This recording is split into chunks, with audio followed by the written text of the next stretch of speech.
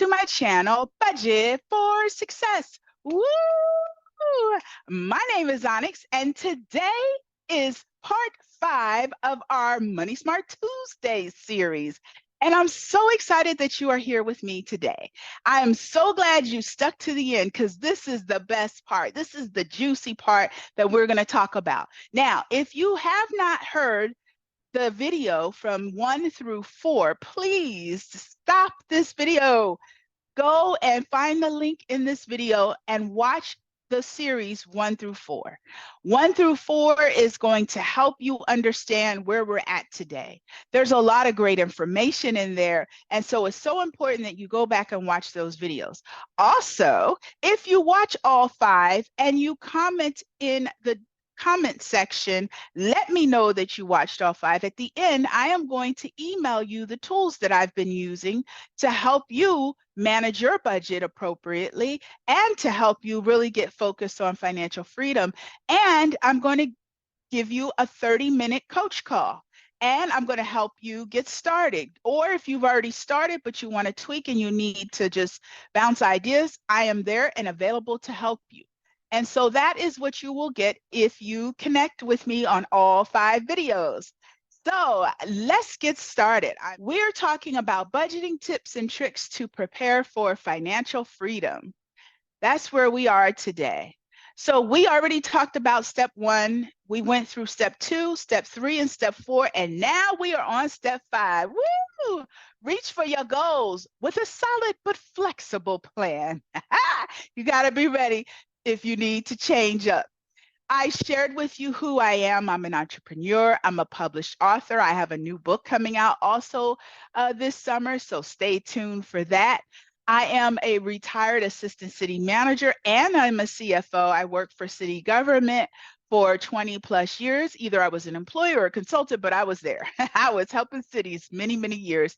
I was a trustee for the Board of Investments for LACERA, which is Los Angeles County Retirement Association, one of the largest retirement associations in the country.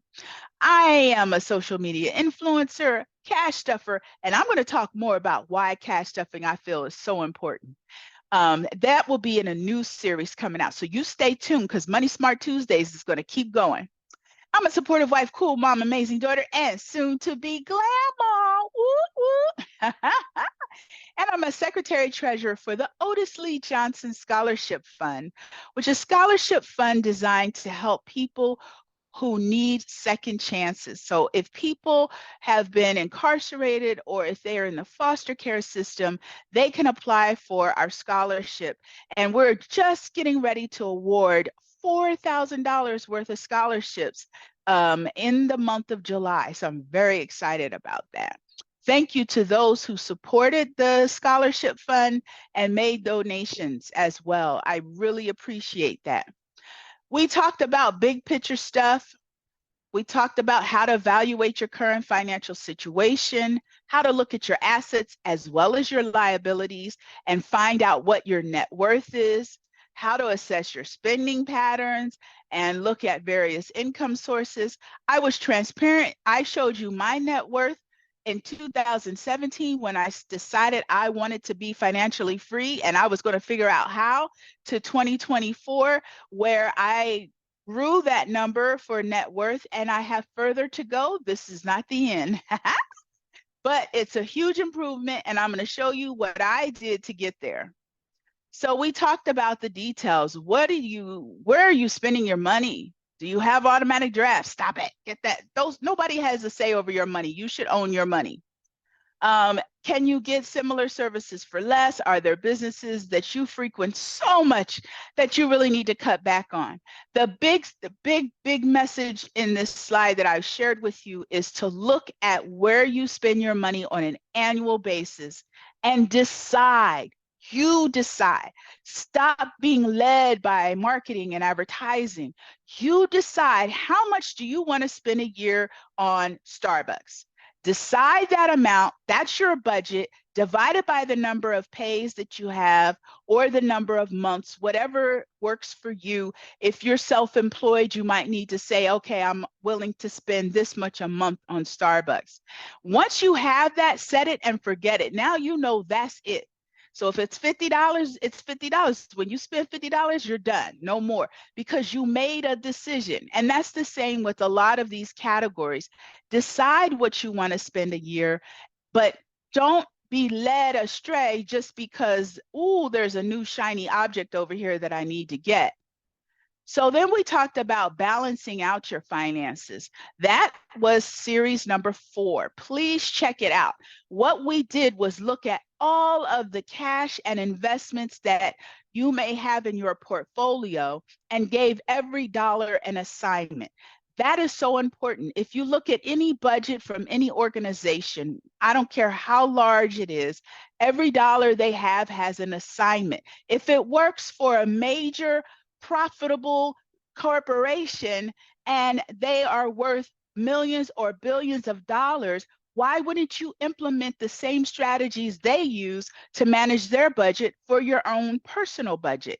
It just makes sense. So check out series 4 because there was some really good information there. But now we're going to get into the topic of zero-based budgeting. Woo! And just about every government agency in the United States really goes and uses zero-based budgeting. They take all the money they anticipate receiving that year, and they decide where is that money going to go? Where is it needed? And so I want to share with you how I started doing zero-based budgeting, and I did it a little different to allow me to see where I was spending my money, how I was spending my money, and what changes that I could make. Zero-based budgeting, it takes time, I will admit. And if you're somebody that's short on time, you may not want to take the effort to do this budgeting. But I promise you, I don't care how wealthy you are, if you're really wealthy, make somebody else do it for you. There's so much value in doing this zero-based budgeting. It opens you up and it lightens you, and it really helps you see where you want to go, where you want to be headed, how much money you really want to put aside each month. So let me show you a scenario that I used that really opened up my eyes and allowed me to literally be here today sharing this information with you as a retiree versus still working. So can I tell you it works? Hello, it works. Hello. So let me share with you, this is based loosely on the budget that I operated with prior to retirement. So you have my, this line item here is my income at the time, my husband's retirement money, side hustle, miscellaneous, etc. So this was money that came into our family. I will be transparent with you. My husband, through his the work he does with his business, pays the mortgage. Our mortgage is at 2.5%. I am not ready to aggressively try to pay the home down because it's 2.5%. Any extra money I would put into paying down the home, I can get 7-8% in some of my investments. So I've done the math and I'm just not there.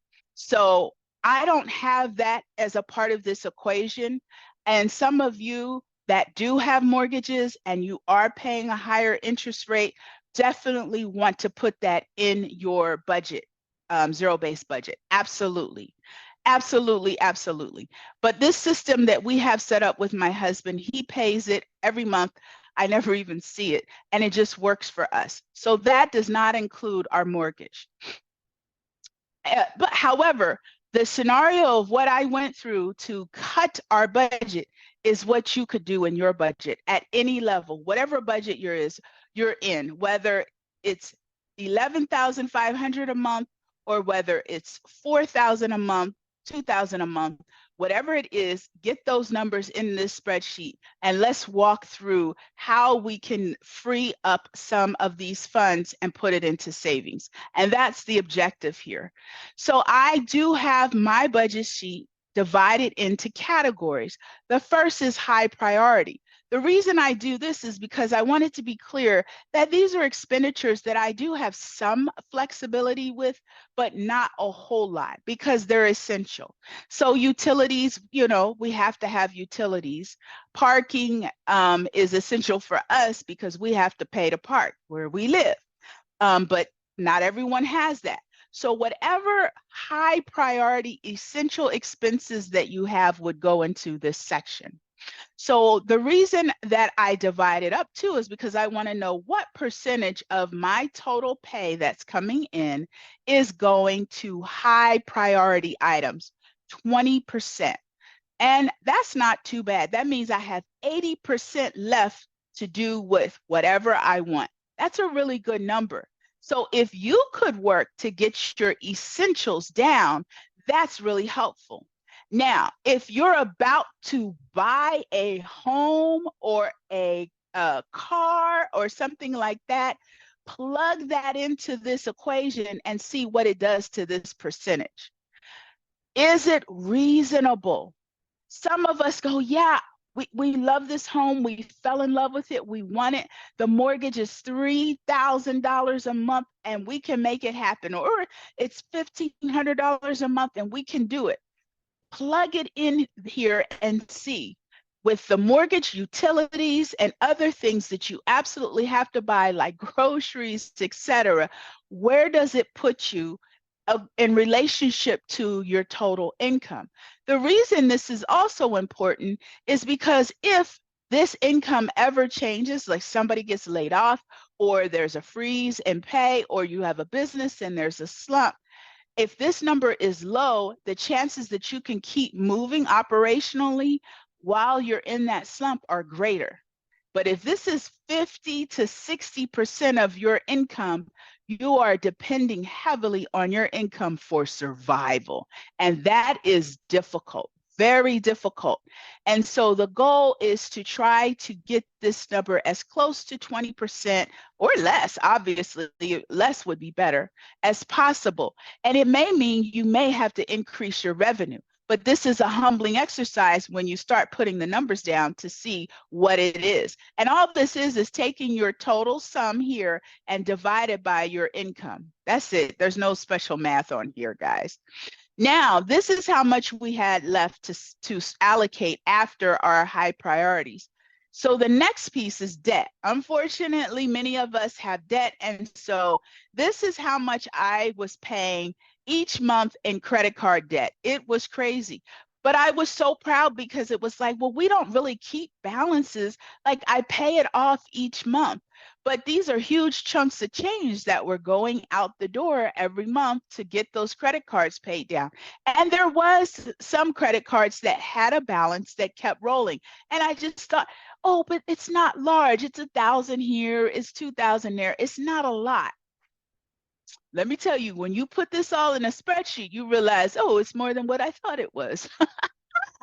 So I also put some obligations down that we had, like a timeshare, our car, our student loan, or my student loan, and a furniture payment.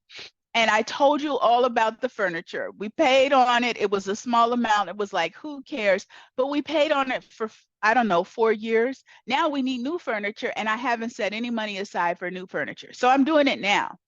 But I could have had this plus more going into savings versus paying on this interest-free debt. It was interest-free. It was like, ooh, interest-free. Why would you pay on something for 5 years? Oh, it's interest-free. That's why. But that whole time they know 5 years are up, you are going to be back in their store for another interest-free deal because you now need new furniture. Your kids have torn it up. They know that. They're smart. And then we come, so these are all of the debt pieces. So what percentage? That for me was not a good percentage because now I'm at 50% and all I did was cover my living expenses and debt. So I knew I needed to make a change in this category. And then the low priority or the flexible, boy, oh boy, this is where I had to have a coming to Jesus. So we had a winery subscription, we had a subscription for the dog, we had subscriptions for streaming service, we have cleaning service. Now, y'all, You can talk about me if you want, but I didn't give up my cleaning service. No, I didn't. No, no, no. But however, that is the case. We had date night, we had the gym, eating out, other subscriptions that were really business related, but I was just paying them out of my check because I was like, I had a check. I'll just pay it out of my check. I had a personal trainer for myself and my son. I got my hair done. A lot of money just going out, up to the tune of 40%. And then I was so proud that I was saving $1,000 a month. I was like, that's $12,000 a year. But it was only 10% of my pay. Well, they say you got to tithe 10%. Why not save 10%? Okay, but that's not going to get me to financial freedom. And half the time, if I put money in here, sometimes I'd have to pull it out. So I did kind of trick myself and start putting that money into stocks so that I didn't use it as frequently. However, 10% was not going to get me where I needed to be. So when you come down here at the end, here was the income, and these were the high priorities, 20%, which was great. But then it was these items here that really took all the money.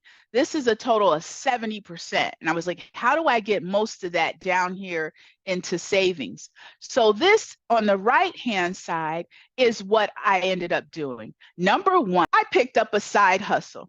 Some of you go, why did you pick up a side hustle? You're making all that money. What? Oh, no, no, no. I have financial freedom in the mark. And so instead of 11,500, we're now at 13 grand a month, right? Because I said I need more money. I also got a raise. So I got a raise and I picked up a side hustle. Now, many times we get raises and we don't know where that money goes.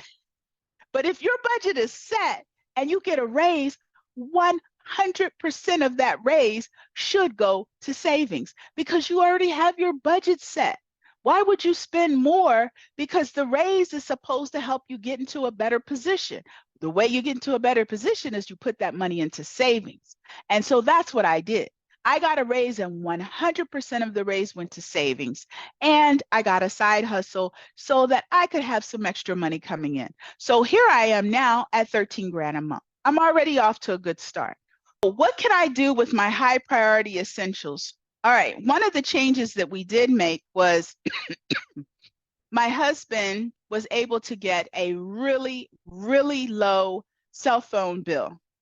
And so for his business, and any lines that he added were completely free. So his business line was paid with the business, and it was lower. It was only $120 a month for his business line. So how did he find his plan? He shopped around, he looked around, and that's what he found. That was extremely helpful. The other change that unfortunately went up was we had a young teenager who started driving, so the car insurance went up.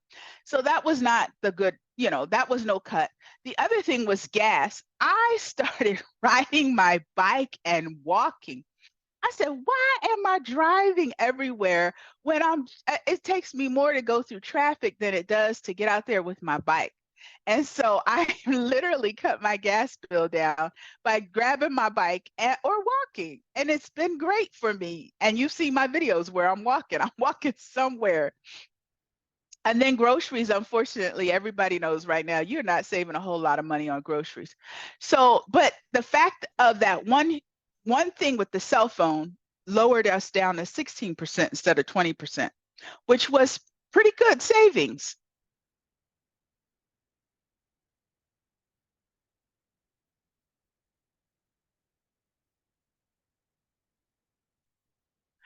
This is where the debt retirement is where I made incredible cuts. So first of all, I consolidated all of our credit cards into one credit card, and I got 0% interest. And that one card, I paid the minimum, and I paid the minimum each month until it came due, where they come a calling and they say, now you must pay it off. So how did I do that? Well, every month, instead of paying on the credit card, I saved that money.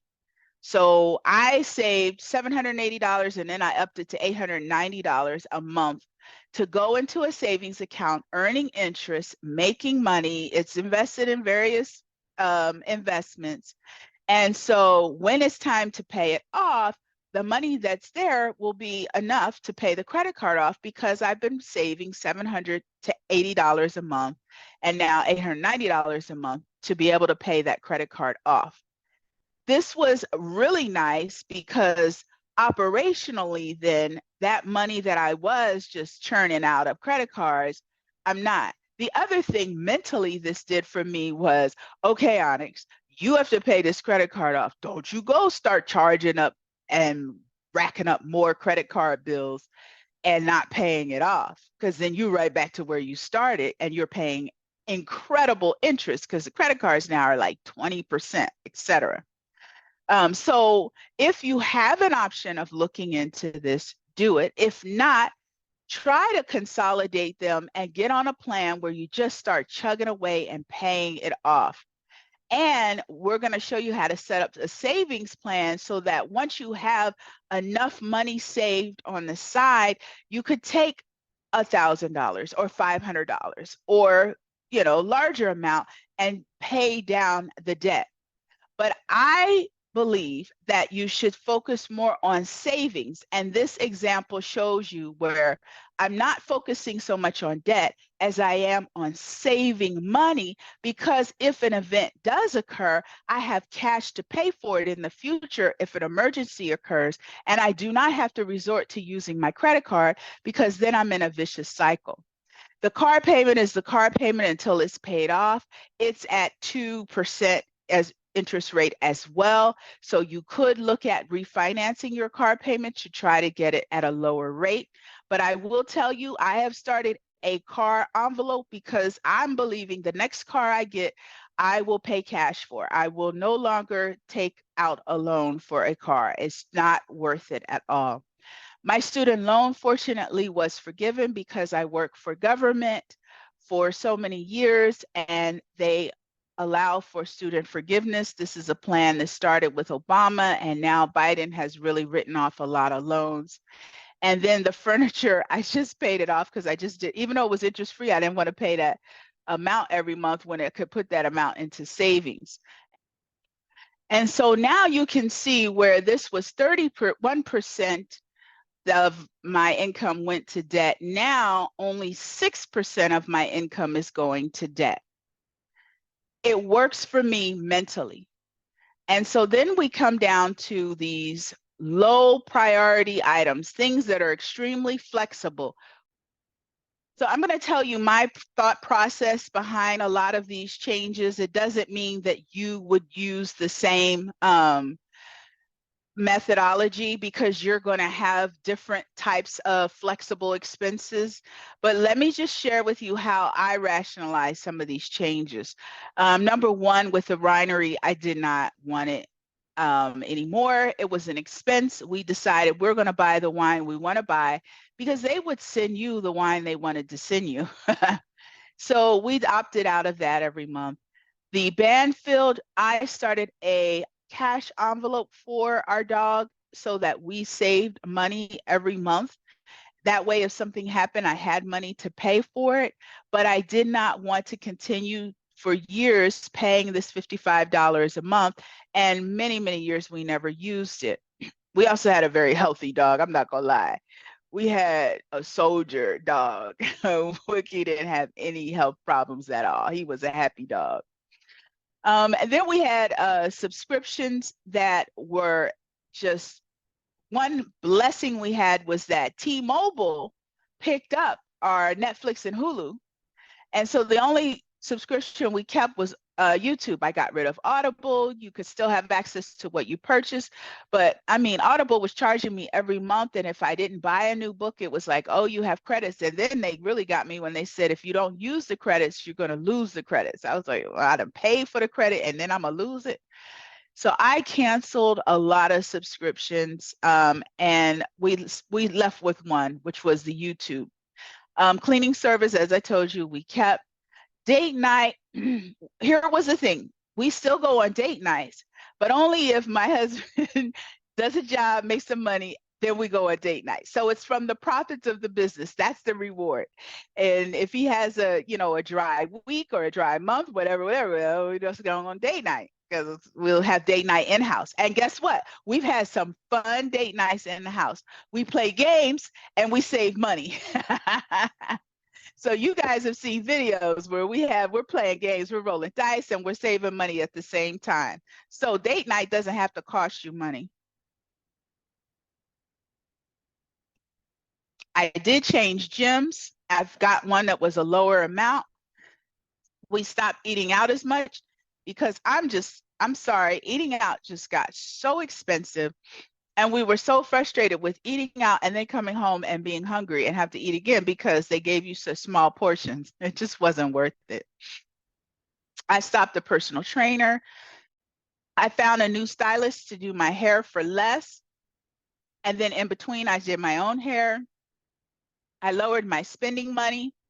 I'm going to show you why I was able to lower my spending money, because I started saving cash envelopes for other expenses. So if I wanted to buy a shirt or pants, I had an envelope for shirts or clothing, or I had an envelope for shoes.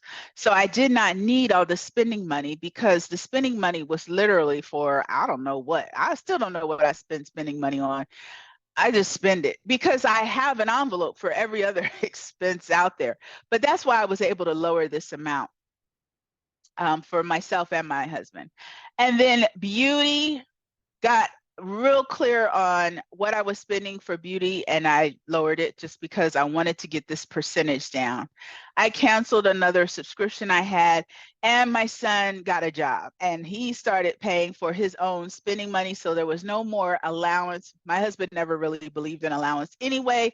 He's like, why should I pay you to do chores around the house?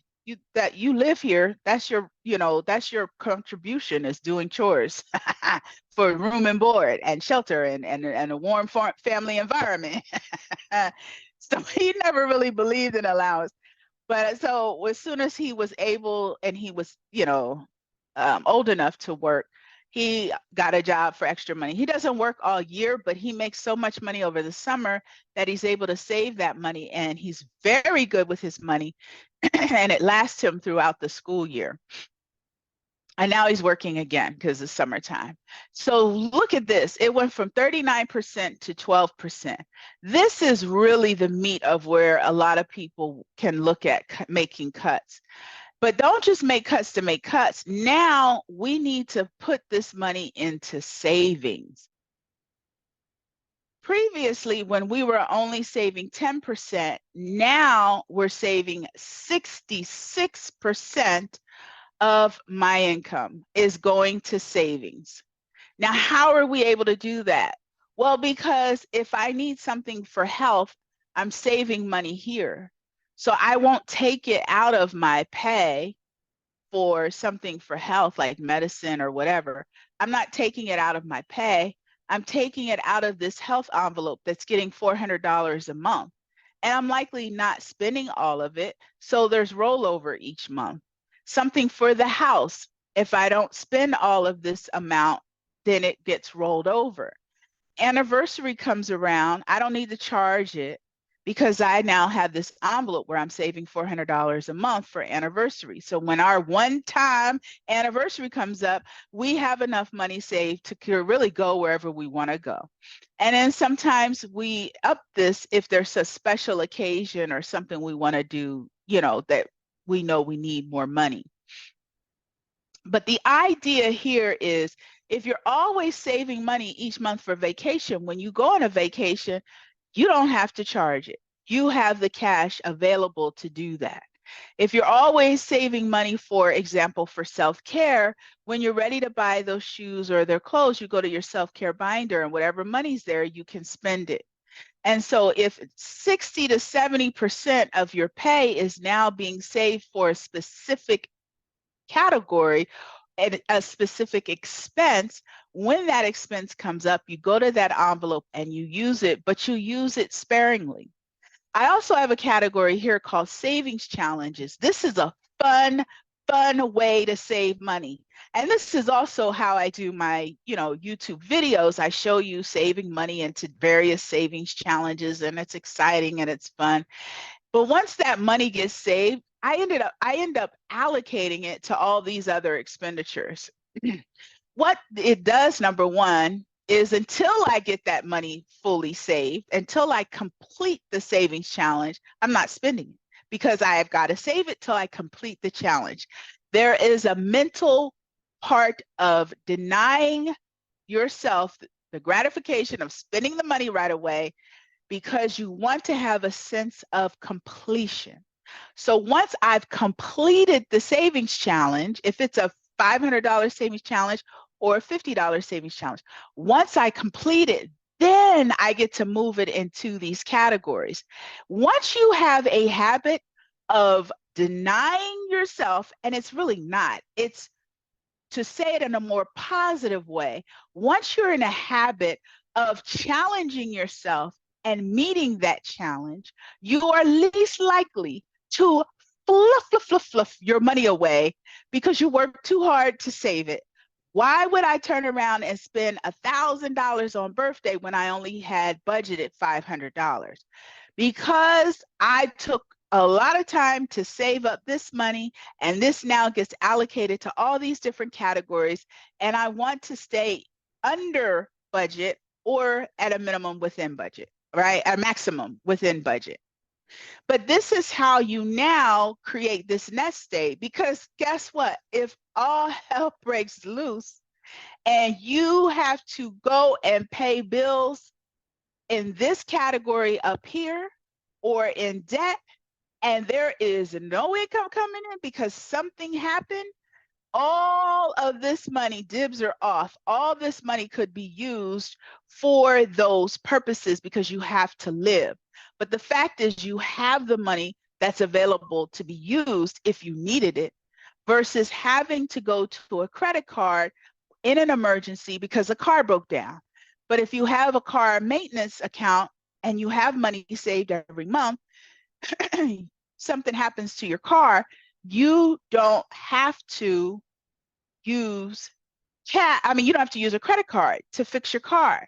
You have cash available. And if you don't have enough money saved in car maintenance, you can go to some of these other categories and look and see where you can pull the money from and just take your time rebuilding all those other categories back up. But you have that flexibility because you have worked hard and you've put that money aside. So at the end of the day, the whole point of what I wanted to show with this exercise is we went from only 10% going to savings to 66% by really cutting down on these categories like debt and your flexible spending. And we actually were able to make some changes in our high priority.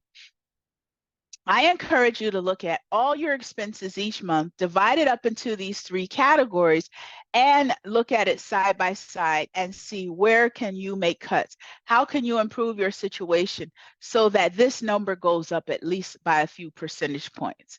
Because this is going to make the difference for you and financial freedom. When I started saving money like this every month, I sat down with my husband after a couple of years and I said, hey, babe, I think I'm ready to retire.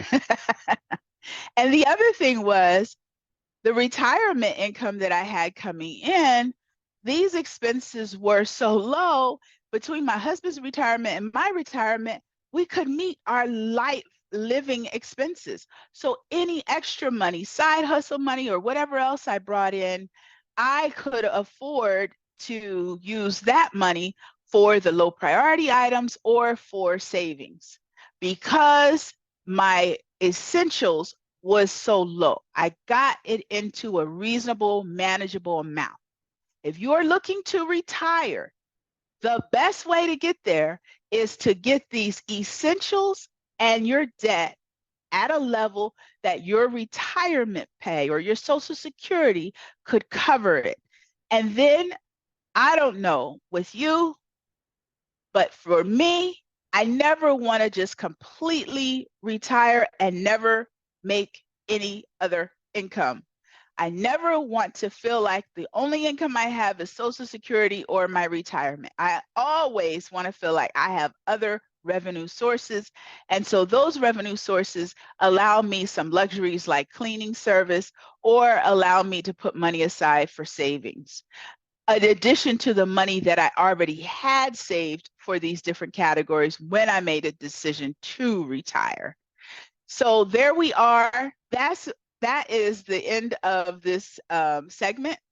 I appreciate your time. I hope that you learned something from the budget. I hope that you go get started on a zero-based budget. And if you want these tools and you've been here and you have commented on all 5 videos, send me an email. My email is in the description and I will gladly send you these tools. They are in Excel, so you do need to have Microsoft Excel.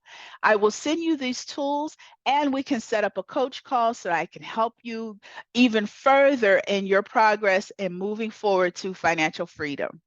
And I also want to strive to you that I'm always moving forward as well. It's not that I'm where I don't have to do anything. No, no, no. I'm still laser focused on my goal, but I am in a place where I get to do what I want to do. I get to make money the way I want to make money. I don't have to clock in and clock out at a 9 to 5 any longer. And that is for me, financial freedom. And I'm very excited for that opportunity. And so if you would like to get on your journey and get to your destination, please reach out to me. I'm available. I'm here to help you. I will be starting coaching calls. So if you would like to do a monthly connection, we can do a monthly service. So I will offer coach calls every month. There will be a cost to it. Number one, you won't value it if you don't pay for it. Number two, what I bring to the table is worthy of pay. And I say that without feeling any other way about it, because I balanced budgets of 200, 300, 400 million dollars. I navigated a city through COVID when we didn't know how much income was going to come in because everything was shut down. Malls were shut down. There was no sales tax revenue to be heard of. And I navigated the city through that period without doing any employee layoffs. So I know how to cut a budget. I know how to make a budget work, and I know how to multiply a budget. When I left that city, they had over 50, 60% of their budget in reserves. So, which is unheard of for cities. Because most cities are around 20 to 30%. They were at 60 to 70%. Because I was very conservative in how we did the budget and how the city operated. And I really was very tight with it. I'm willing to share all that information with you to help you get to your goals. Absolutely 100%. So reach out to me and let me know that you're interested and we will definitely move forward. I thank you for your time, but this series, even though we're at part 5, this closes out this segment, but Money Smart Tuesdays will continue. So come back next Tuesday for more. I love you guys and I appreciate you. Please like, comment, and subscribe to Budget for Success. Bye for now.